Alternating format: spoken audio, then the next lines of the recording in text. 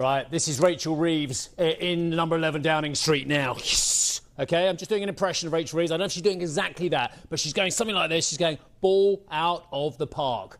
Because these GDP figures from the United Kingdom are way, way better than the fears, the doom. Don't get me wrong, we're not like knocking it out the park on a regular basis, but they are way better than had expected. Let me go through the data and we'll get some analysis from Ritika as well.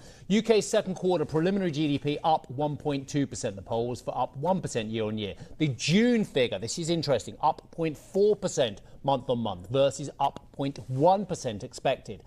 Second quarter GDP up 0.3% versus quarter one up 0.7%. But the poll was for only pretty much flatlining, and the fear was that the vultures were gathering if this was going to be a negative figure. Construction is better than expected. Manufacturing is better than expected. Across the board, services, again, which is so key for the UK economy, up 1.5% year on year. The Reuters poll was up 1.2%.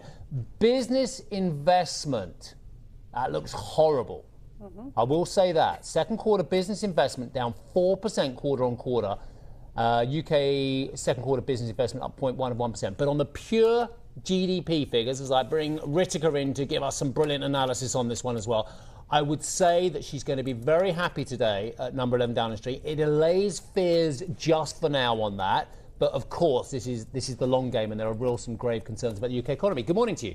Good morning. Yeah, I think you're right. It's a small win for Rachel Reeves. These aren't fantastic numbers. It's not a negative figure. But it's not negative. So I think what was expected that we would pretty much get flat. They were expecting that on the second quarter GDP we'd get modest growth at 0.1%, so a beat there, 0.3%. That is still down from the first quarter when we had that 0.7% growth. But remember that 0.7% from the first quarter was very much seen as an anomaly, that pull forward from the tariff effect and the expectation that we're going to get the tax hikes here domestically.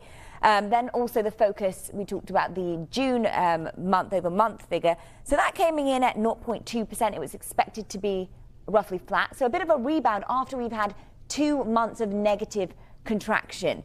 So you're right, this is some positive news for the Chancellor. I think she is going to spin this in a positive way, not as gloomy as was expected, but overall we do still see it's sluggish. But if I was Karen Cho, which I am on this one, because I can tell she was in my brain on this one as well. I was just staring at you were so looking at that business investment story. Seriously, I think if you're the Chancellor, you've got to ask yourself, what is the impact here on the higher taxation? What is it doing in terms of demand and investment here? I mean, of course, there are international factors at play. We know the tariff uncertainty has been impacting business, but the higher costs from national insurance contributions to other tax burdens seems to be impacting the investment decisions. What is the Chancellor going to do about that? Because that is a massive feature of the economy.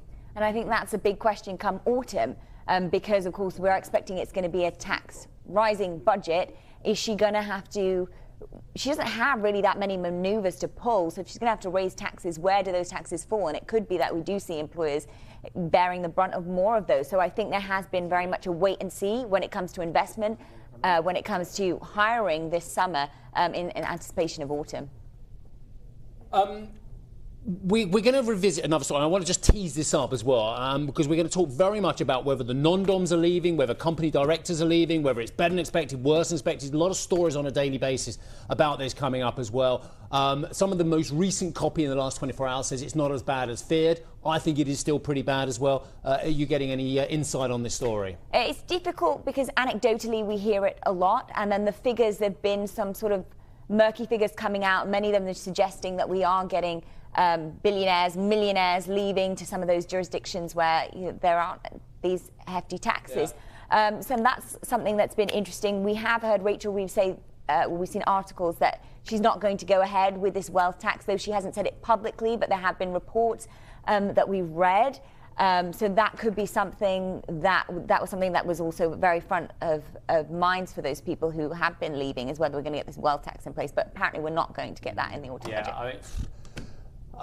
All I can say is everyone I know is either talking about it or knows a lot of people who have left as well. And that isn't, and it's not just anecdotal as well.